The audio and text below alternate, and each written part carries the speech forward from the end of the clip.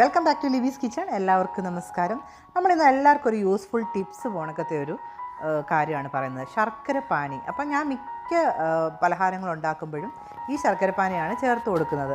കാര്യം എന്ന് വെച്ചാൽ നമുക്ക് എളുപ്പം ഒരു പലഹാരം ഉണ്ടാക്കണമെങ്കിൽ പെട്ടെന്ന് തന്നെ ഉണ്ടാക്കാം. അപ്പോൾ അതിന് ഞാൻ ഒരു 1/2 കിലോ ശർക്കര എടുത്തേക്കുവാണ്.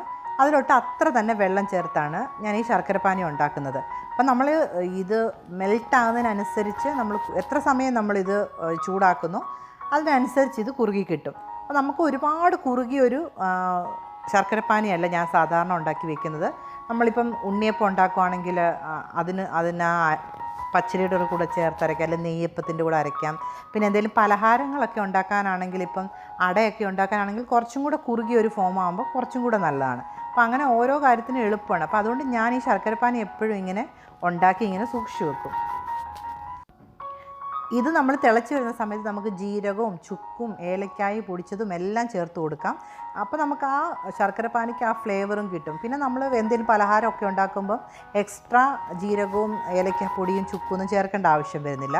ഇപ്പം ഞാൻ ഇതിനകത്തോട്ടൊന്നും ചെയ്യുന്നില്ല. കാര്യം ചില സമയത്ത് നമുക്ക് ജീരകപ്പൊടിയോ ചുക്കൊന്നും ചില പലഹാരങ്ങൾക്ക് ചേർക്കേണ്ട വരത്തില്ല. അപ്പോൾ അതുകൊണ്ട് നമ്മുടെ ശർക്കരപ്പാനി ഇങ്ങനൊരു തിളച്ച് വരുന്നുണ്ട്. അപ്പോൾ കംപ്ലീറ്റ് ശർക്കര എല്ലാം ഉരുകിയിട്ടുണ്ട്. പിന്നെ എന്നാ ചെയ്യുന്നത് പറഞ്ഞാൽ ഇത് തണുത്തതിന് ശേഷം നമുക്കൊരു പാത്രത്തിലോട്ട് അരിച്ചു മാറ്റി ഫ്രിഡ്ജിൽ സൂക്ഷിക്കാം.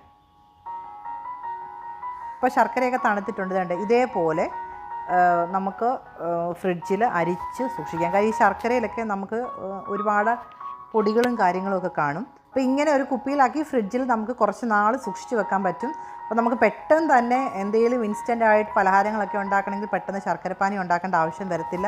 അപ്പോൾ എല്ലാവർക്കും നമ്മുടെ ഈ വീഡിയോ ഉപകാരപ്പെട്ടെന്ന് വിശ്വസിക്കുന്നു. എല്ലാവരും നമ്മുടെ വീഡിയോസ് കണ്ടിട്ട് ലൈക്ക് ചെയ്യണം, സബ്സ്ക്രൈബ് ചെയ്യണം. അപ്പോൾ നമ്മൾ വീണ്ടും ഒരു അടിപൊളി റെസിപ്പിയായിട്ട് വരുന്നത് വരെ എല്ലാവർക്കും ബൈ ബൈ.